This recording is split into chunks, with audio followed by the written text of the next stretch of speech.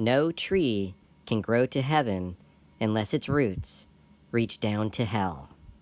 Carl Jung. The closest encounter that I ever had that I can remember was one winter on the Oregon coast. Aliens? Not that I remember, but there's some missing time. Yikes. So I'd gone down to the Oregon coast with my girlfriend at the time, who was this bipolar kind of maniac. It was a very crazy relationship. Oh no. That trip, we were basically breaking up, and I was just kind of on my own little trip, you know? I was just having fun by myself. Damn. The last night that we were out there, we went out to the beach, and it was just the winter, and it's just pitch black out there. Well, they have this big rock, Haystack Rock, and I was wandering out toward it. It was just this big looming, it was just calling me. Yikes. Yikes is right. So I'm walking down the beach and I'm walking toward it, and these lights appear off out in the water. No, not lights. The lights are attached to a craft that is in the waves, but it's floating above the water. It's bobbing in and out of the waves, and it gets to be about 80 feet from me. I don't like this. I feel like it's almost like a trance over me, where the lights are hypnotizing me, and I keep walking toward the craft. I walk out into the waves. I keep getting closer to it. It's like summoning me to it. I just can't help it. Yikes. I remember having a really nauseating feeling in my stomach, but comforting too from these lights. And they were drawing me in. And I just, at one point, I was like, I can't move forward. And I started leaving. And then they started leaving, and it was almost like the lights were looking over their shoulder. The whole thing was so weird.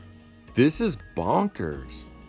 So somehow I'm about a quarter mile up the beach, felt like instantly. My Jordan 1s are destroyed and my pants are all wet. Like all the way up. I'm looking down, I can still see remnants of the lights, and they're leaving, and they're so far away from me.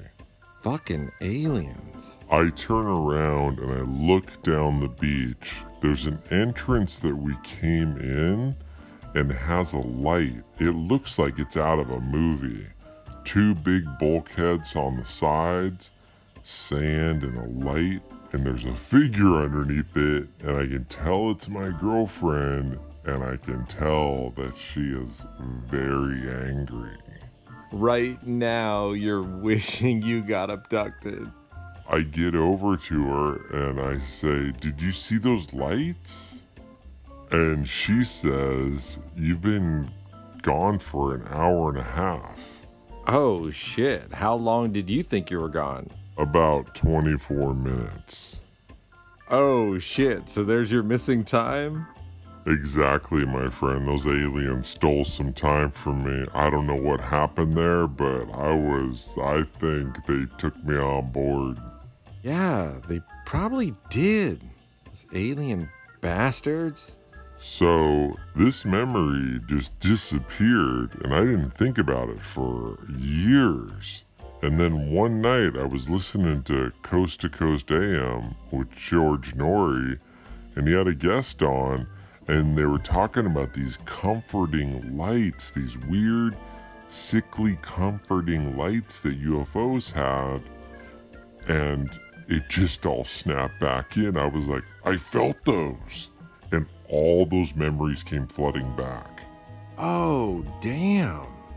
Another thing that happened on that trip is on the way home, I had to pee, and we were in the middle of the forest between Oregon and Washington. We pulled over, and I hiked out into the trees, and I proceeded to pee. Hell yeah.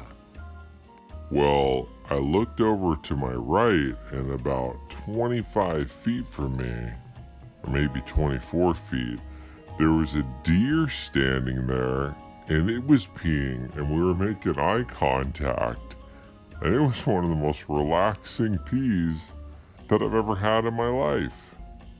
Damn, that sounds peaceful. You know what? It really, really was. Well, that's awesome. You just gotta really, really appreciate that time spent in nature.